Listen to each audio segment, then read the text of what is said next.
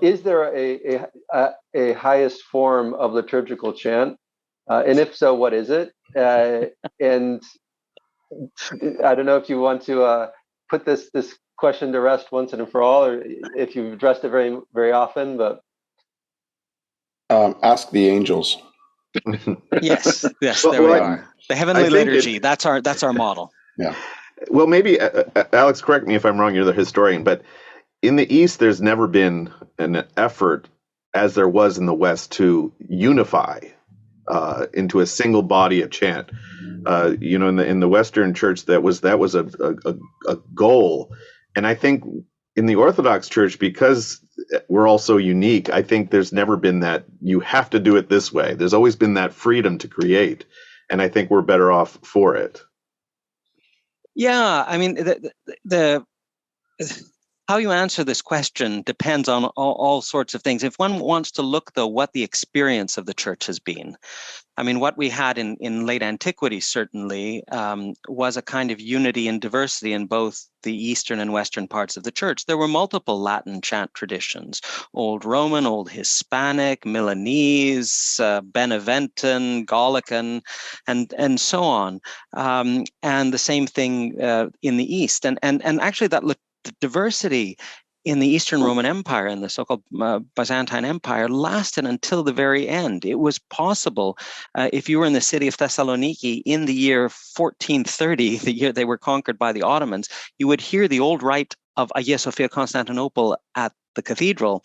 But if you went to the monastic churches, you would hear the normal Palestinian, sort of hybrid Palestinian rite that other peoples did. So they had different ways of doing the services in some respect. So, and all of them were viewed as fully Orthodox.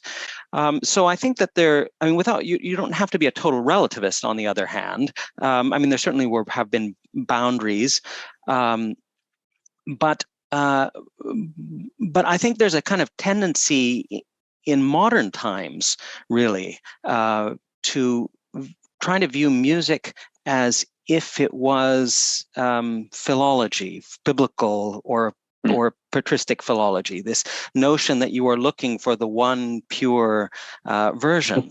And that's essentially how Gregorian chant, in the way that we kind of know it today, that was the project of late 19th century scholars and monks who, as part of their liturgical movement of the time, who resurrected melodies that people hadn't sung for years, suppressed all the local variants of things, and came out with, for the first time ever in the Roman Catholic Church, official chant books. They thought about it at the Council of Trent, but they never got round to it. And so actually there was diversity, great diversity through the 19th century there as well. So I think, and in the Orthodox Church, because we also have had the adaptation to local languages as well, that also has the ties between language and music and local culture have been very strong and organic in a way that which is perhaps why sometimes when we see what happened in the Roman Catholic Church after Vatican II, they kind of tried to fast forward and do everything,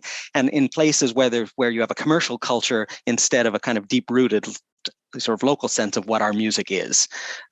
So I think that we have many beautiful traditions that have come down to us from different moments in history, and that we can learn from them, and that beyond that, there are also pastoral choices to be made. But if one looks beyond the experience of any one church, looks at the experience of the Orthodox Church as a whole, one finds a kind of overall common phronema, but at the same time that this is implemented in different ways.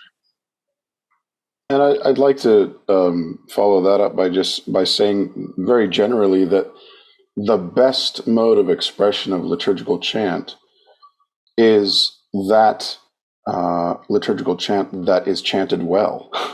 Because I think we can often fall into a trap of thinking that one particular musical form is inherently superior to another, and whether or not that might even be possible, depending on what your criteria are in evaluating such a thing.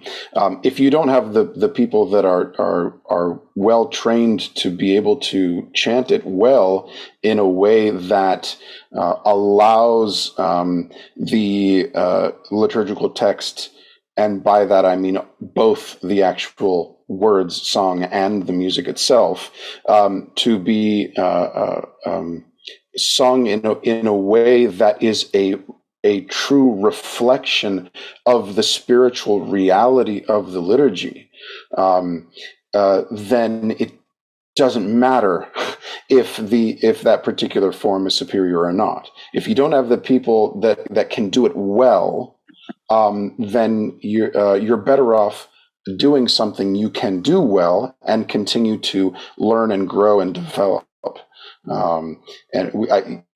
I've come across a number of people and stories of people who have very highly developed local traditions that they can do very well.